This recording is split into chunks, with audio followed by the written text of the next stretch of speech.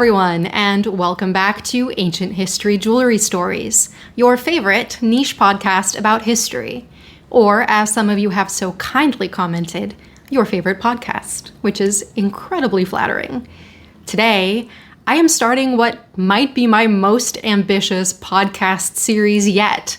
A topic that I thought I could maybe cover in one episode, and then it became clear that I would need 2 episodes, and now it has turned into 4 episodes. The podcast topic for both August and September is going to be covering important women jewelers from the 19th through the 20th century.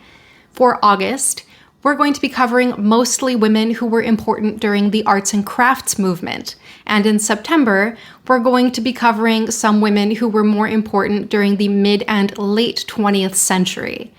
For this topic, I initially thought I could get to it in one episode, make it a standalone, and that I could cover everything I wanted to talk about in 20 or 30 minutes. And the more research I did, the more I realized that that was simply not going to happen. My list of women jewelers to talk about went from 3 to 6 to, I think right now we're looking at 10 or 12, potentially even more. And it is a topic that is not only very important to me, but also very important to jewelry history. These women were instrumental in changing the face of jewelry design from the late 19th through the 20th centuries. And to start this series, part 1 for August is going to cover 3 incredibly talented and incredibly influential women jewelers who were a part of the arts and crafts movement. The second episode for the month of August is going to continue looking into women jewelers of the arts and crafts movement, and then in September, we're going to be covering women who were important later into the 20th century. While doing this research and coming across more and more talented and fairly unknown women jewelers, there were multiple times where I said, "Holy shit," out loud, looking at pictures of their stunning work. So, of course, if you are listening to this in audio format, there is, once again, a video version of this podcast available.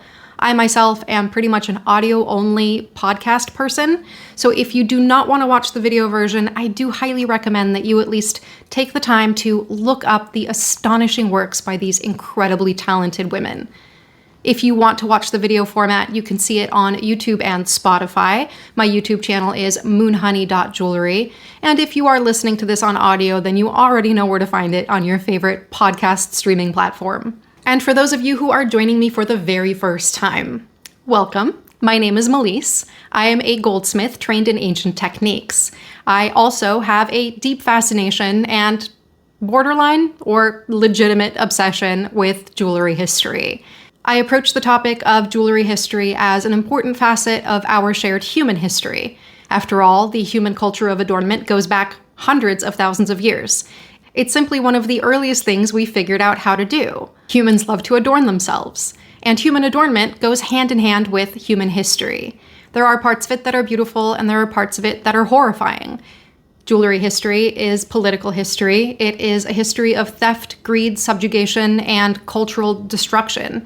But it's also a testament to the absolutely astonishing beauty that humans are capable of producing, and the craftsmanship and skill that we have always possessed. Along with these podcasts, I make short-form videos. They are 3 minutes or shorter, and you can find those on Instagram, YouTube, and TikTok under the name moonhoney.jewelry. I now have a Facebook page, which you can find under just Moonhoney Jewelry. And of course, I do make jewelry, inspired by history and using mostly ancient techniques, which you can find at shopmoonhoney.com. I do also have a Patreon. Quite a few of you have joined me there, which I am so unbelievably grateful for. And you can find that at patreon.com/ancienthistoryjewelrystories. The Patreon page has multiple tiers of membership. They have different benefits, including a monthly question and answer session, extra little bits of information, cool things that didn't make it into my videos, and some extra context for the things that did. And for some of the higher tiers of membership, you can request specific topics. Because yes, I am stubborn, and I do not take requests. I get far too many requests from people on a daily basis. While I am grateful for every single one of you who has chosen to subscribe and follow me, I cannot take requests because 3 a day quickly turns into 90 a month, and so on and so forth. If you do the math, you realize it would be impossible for me to honor them. So if you do feel like you would like to have a say in the content that I create, you can do so by joining my Patreon. Every paid tier of membership has access to polls that I put out every once in a while to determine future podcast and video episodes. And I think the 2 highest tiers can suggest specific topics for videos. And one very exciting announcement before we start all of this. For those of you who did not see my announcements on social media, I wrote a book. I wrote a book about birthstones. It is a book with a lot of words. It is about 146 pages, I believe, but it is also beautifully illustrated. We got a real human being, a talented real human being, to illustrate this book, and it goes into the history of each month's birthstones, where the concept even comes from, what cultures use these stones, and of course, how they were used in special and notable examples of jewelry. If you would like to pre-order this book, you can find it on Amazon, Target, and Barnes & Noble. And if you'd like to buy it from your local bookstore, you can pre-order it on bookshop.org. You can find it by looking for Birthstone Stories. Okay, that's all the boring stuff out of the way. For this episode, we're going to be discussing 3 unbelievably talented, hardworking, and incredibly skilled jewelers who just happen to be women, who were prominent in the arts and crafts movement. We're going to be talking about Marie Zimmermann, Florence Kohler, and Charlotte Newman. Before we can get into the stories of these 3 incredibly talented women and have a look at the sensational jewelry they produced, we have to talk about the arts and crafts movement.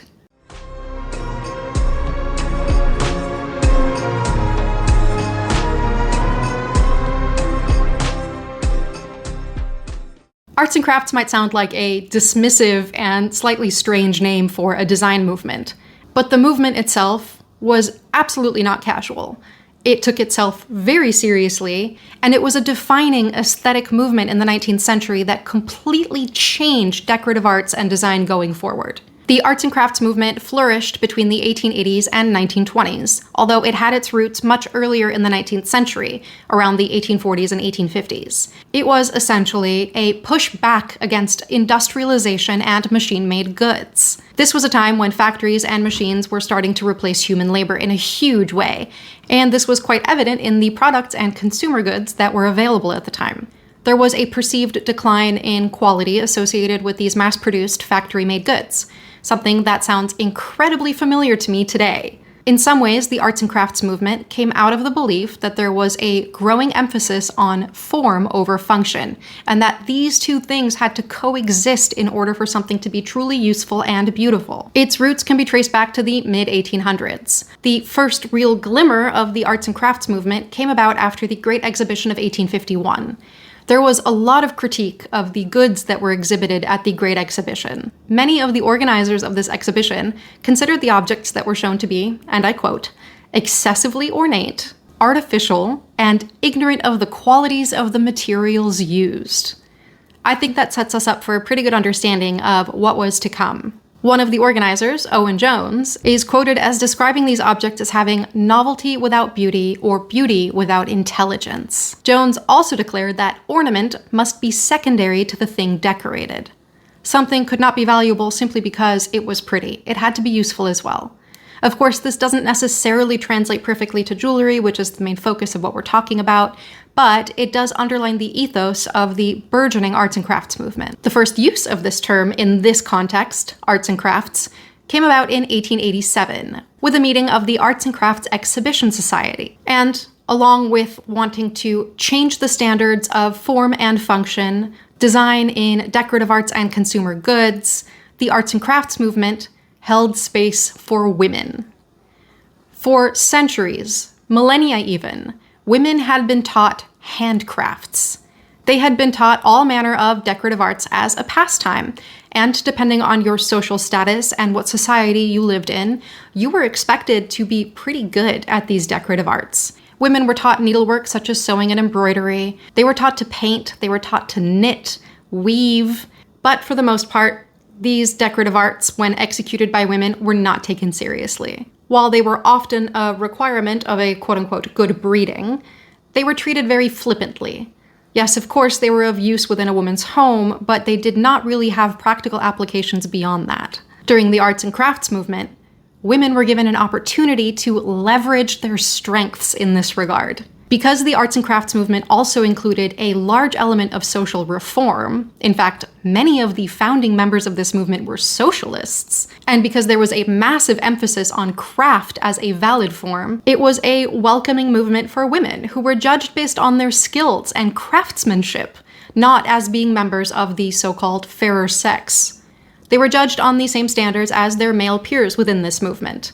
And from what I can tell, the men of the arts and crafts movement seem to have truly respected women. They weren't just letting them in for optics, but they were uplifting these women and celebrating their abilities and their creative talents. Because women were encouraged to participate in the arts and crafts movement, hundreds of organizations were founded between 1890 and 1910, specifically for the benefit of women, instructing in artistic crafts and what were called home industries. In an era when it was still fairly unusual for women to lead independent lives, have their own sources of income, and be celebrated for their abilities outside of the domestic sphere, this was a newfound freedom that was particularly enticing to the women who had creative ideas, women who were drawn to the arts and, of course, crafts. So now that we've laid the groundwork for what the arts and crafts movement was, let's get into our first incredibly talented and unbelievably interesting woman, Marie Zimmermann.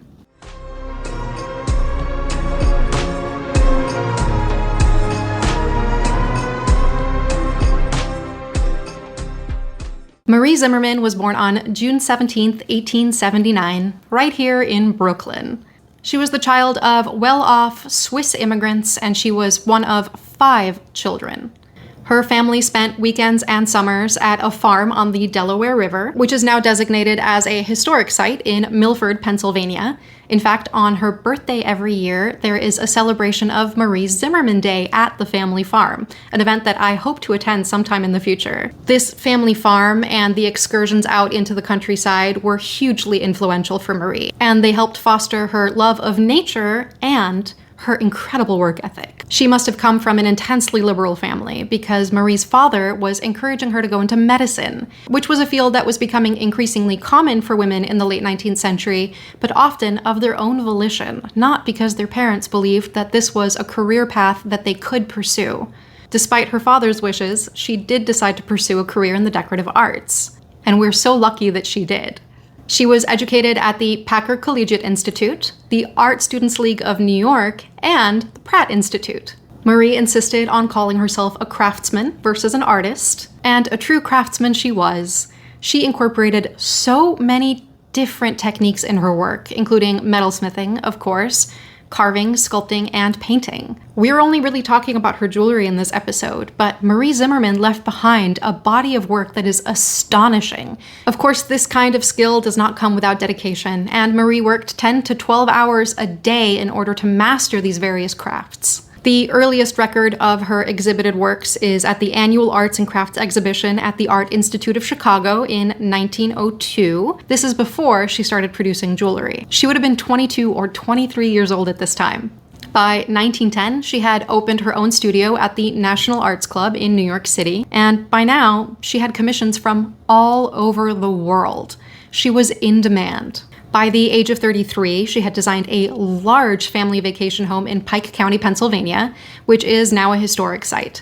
So many of her pieces were useful as well as decorative, and she used many of them herself, which meant that Marie understood the consumer side of these products, not just that of the craftsman. She was inspired by Cellini and Michelangelo, 2 Renaissance masters who also employed many different crafts and techniques in their art. We are focusing mostly on her jewelry, but her metalsmithing wasn't confined to wearable pieces. She designed metalwork in gold, silver, bronze, copper, and iron, including pieces as large as garden gates. As you can guess by the fact that she was inspired by Cellini and Michelangelo, Marie was deeply inspired by history. Her historic influences were broad. She was inspired by ancient Egypt, Japan, China, the Greco-Roman world, India, and she managed to incorporate all of these ideas from different cultures and eras of history into her work in incredibly shocking and beautiful ways. I've already mentioned the jewelry, and I've already mentioned the garden gates, but she designed all manner of incredibly beautiful things, including daggers. I love me a woman who makes daggers, vessels, stained glass, light fixtures, and furniture. Marie also hired and trained 6 assistants to help her execute her designs. She is quoted as saying, "I'm the brains and they are the hands. When I find a good and intelligent workman, I pay him what he is worth and I expect him to follow my instructions. But he must use some mental energy to execute my designs." Spoken like a true badass. It does seem that most, if not all, of these workmen were men, which, again, very unusual for a woman of this time period to be running a business and employing men under her. By 1937, she closed her studio at the National Arts Club, and by 1940, she retired. She had lost most of her family members to illness within 5 years, and this seemed to be too much for her to bear. After her retirement in 1940, she began to lose some relevance within the art world. She would have been 61 years old. Another issue she ran into is that the government was starting to prod her about better bookkeeping, especially in regards to the valuable materials that she was using in her work. It seems that Marie did not like running into trouble with the taxman, and it didn't seem worth her effort to continue her business with these stricter rules and regulations, while also dealing with the grief of losing her family.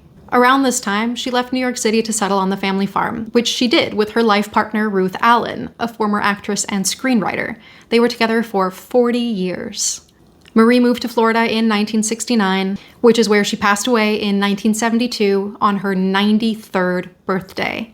I cannot imagine living through this time period as a woman who was a trailblazer and so keenly interested and invested in the decorative arts.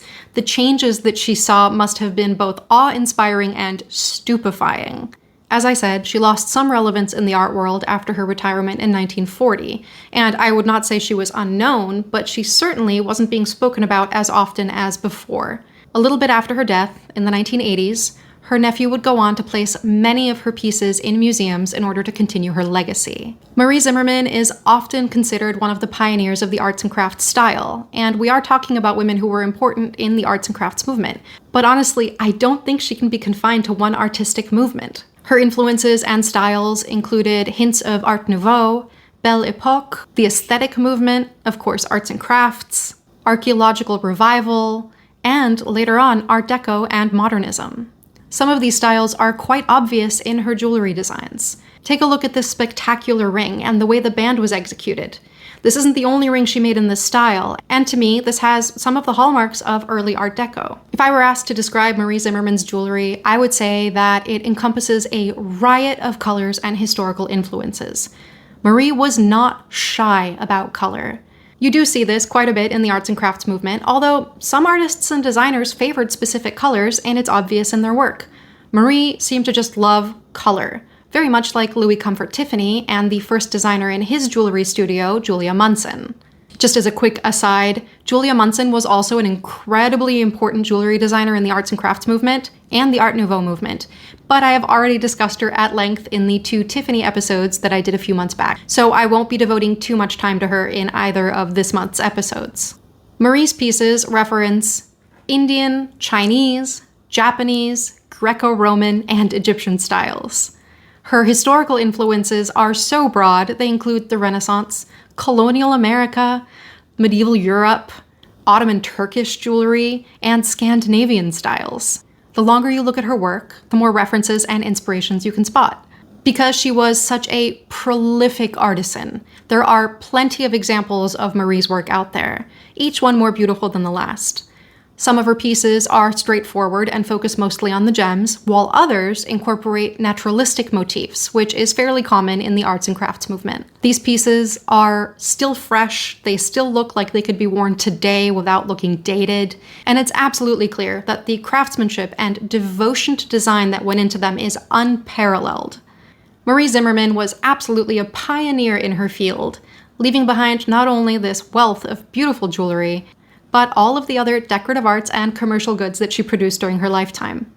There are a few pieces of Marie's work at the Metropolitan Museum of Art here in New York City, which is how I first became familiar with her, and seeing them in person really blew me away. They are not chunky. They're actually rather delicate. Some of these photos make them look like they're going to be large-scale pieces, but no, much like older Louis Comfort Tiffany pieces, they're dainty. All of the details come together to create these visually arresting and incredibly inspiring pieces that would not have looked like they were overwhelming the wearer. If you have the time, I highly recommend that you look into Marie Zimmermann's other work. All of it is astonishing, and there are even examples of some unfinished pieces that show the elaborate and painstaking process she used to create these beautiful goods.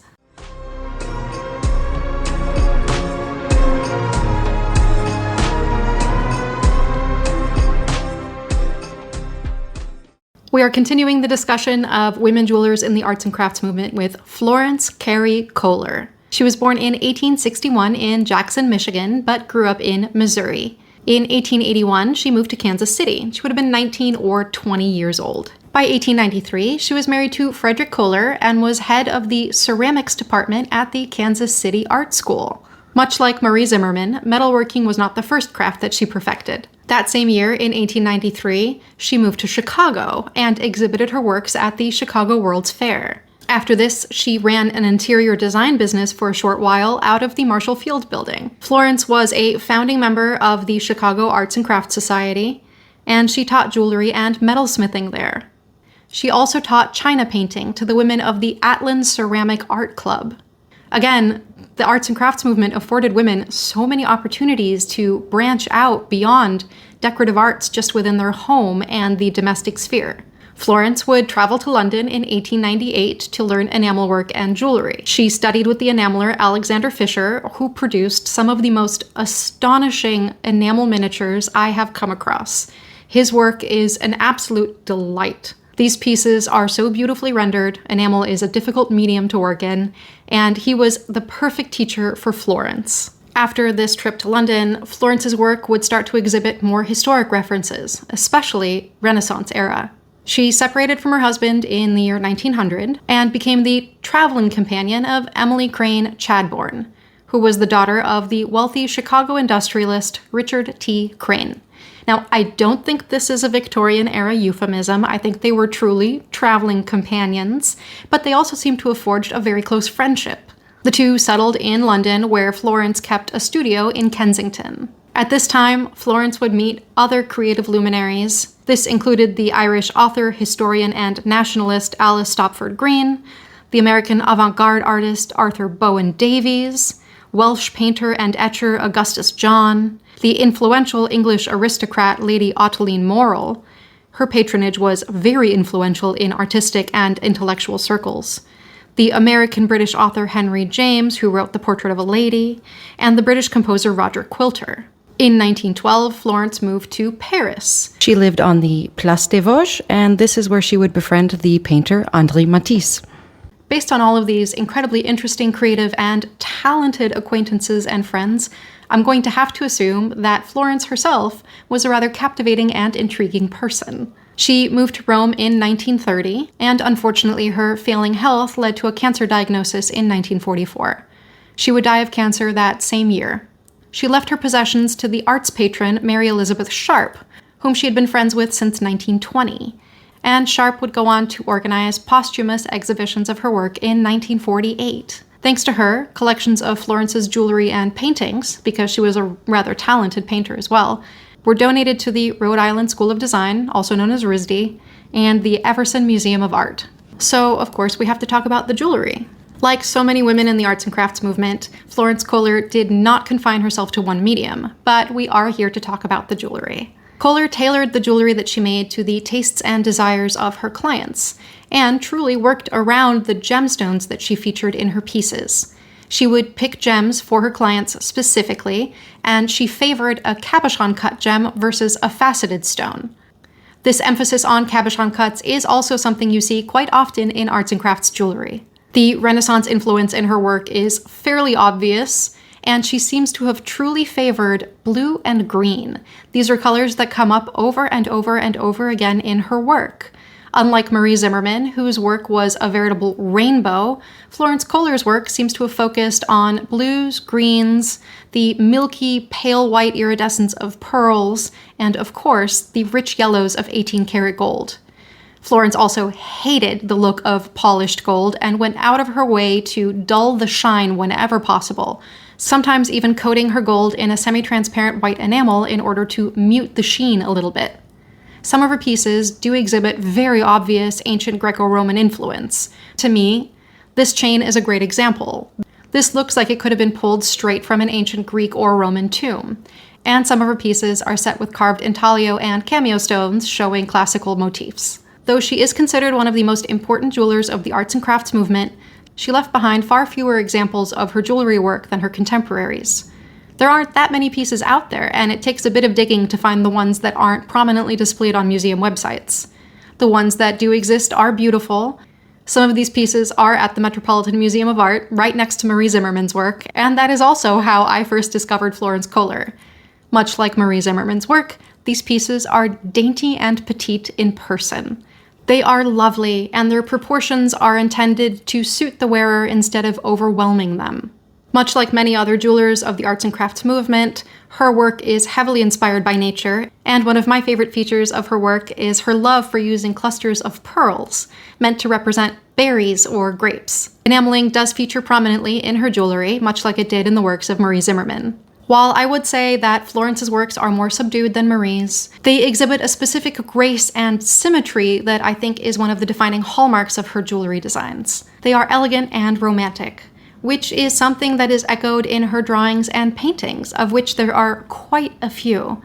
Although I do think she was a little bit more liberal in her exploration of more modern ideas when it came to her painted works. Some of her paintings veer into what I would consider modernism, while her jewelry designs would retain this graceful, flowing, romantic, historically inspired look.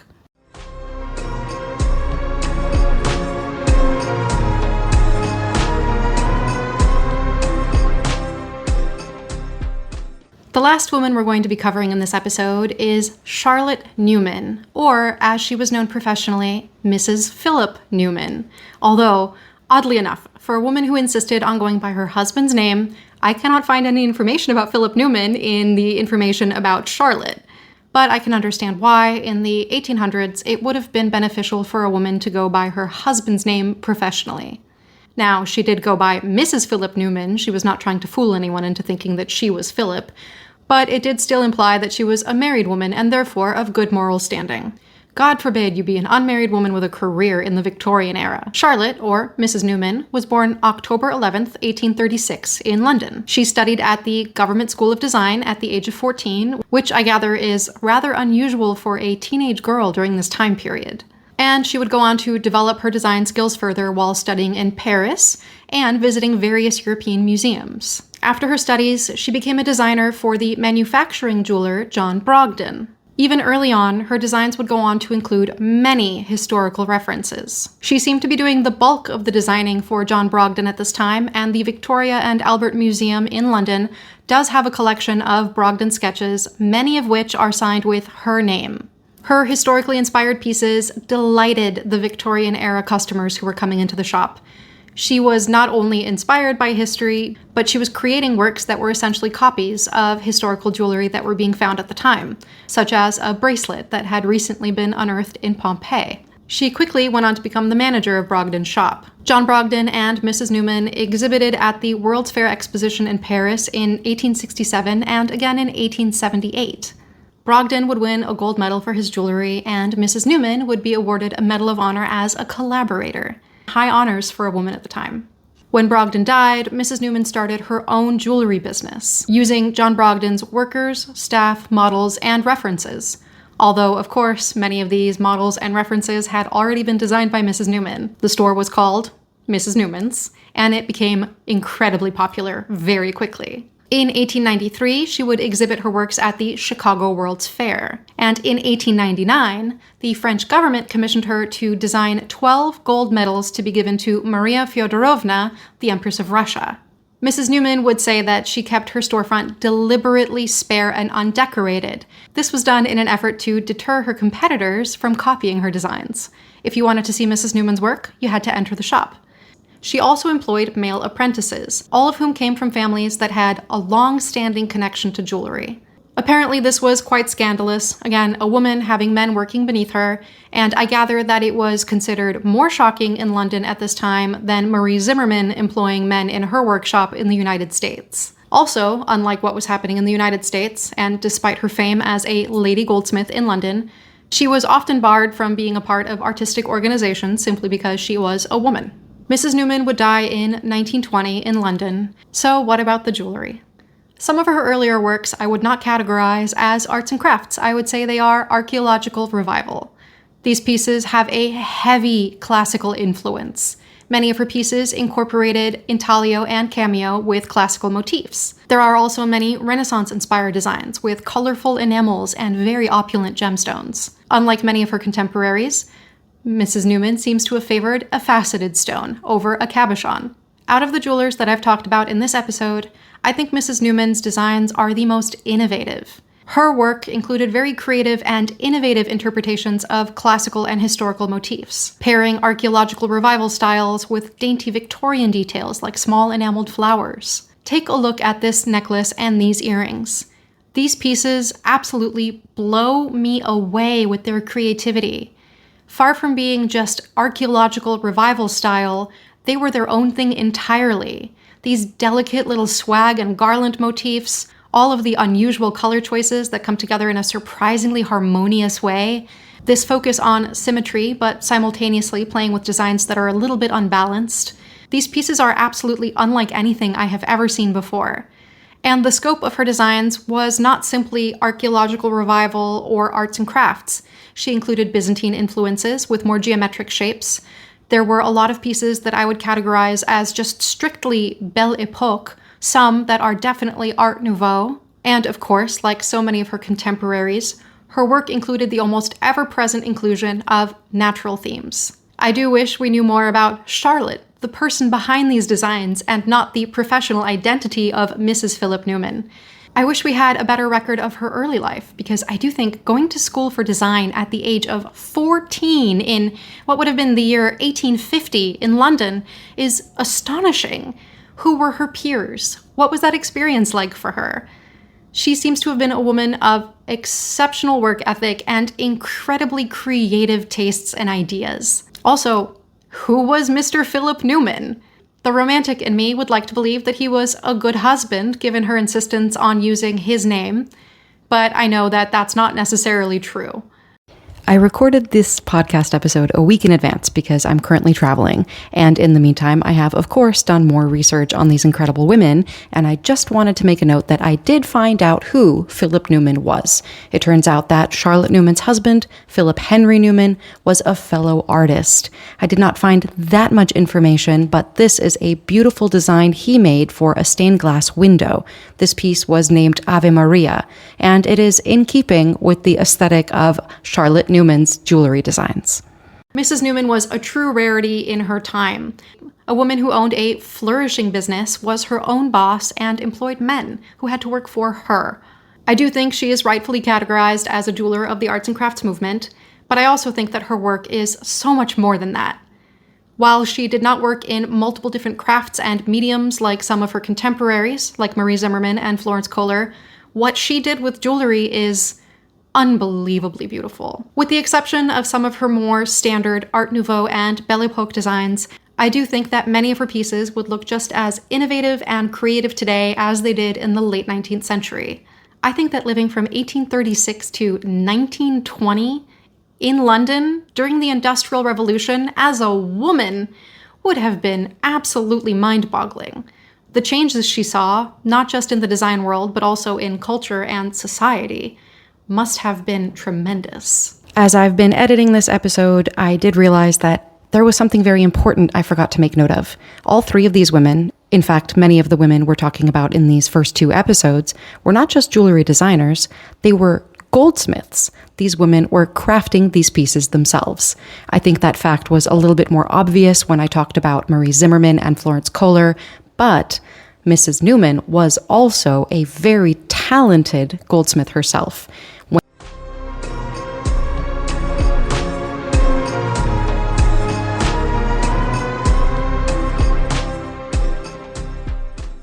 And with that, we conclude part one of Women Jewelers of the Arts and Crafts Movement, which will be the first two parts of an at least 4-part series on important women jewelers.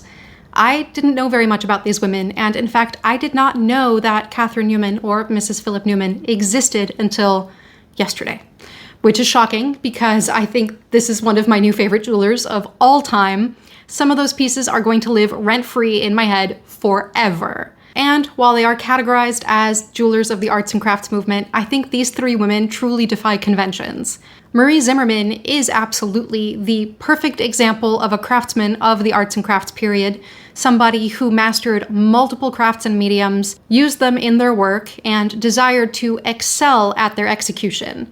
Her work ethic, this drive to work 10 to 12 hours a day to perfect all of these different crafts, I think is very indicative of what the arts and crafts movement stood for.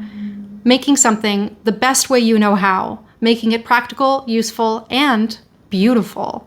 Marie Zimmermann, Florence Kohler, and Charlotte Newman were three incredible women who left their mark on art history and jewelry history specifically. Having seen Marie Zimmermann and Florence Kohler's work in person at the Met, I can attest to its overwhelming beauty and incredibly pleasing sense of proportion.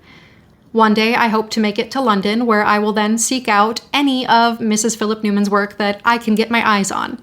In the next episode, we're going to be talking about Ida Lord Dixon, Elizabeth Copeland, and Georgina Gaskin, along with a little bit of information about Sybil Dunlop and Jessie Preston. I hope you enjoyed learning about these three incredible women and looking at their astonishingly beautiful jewelry designs.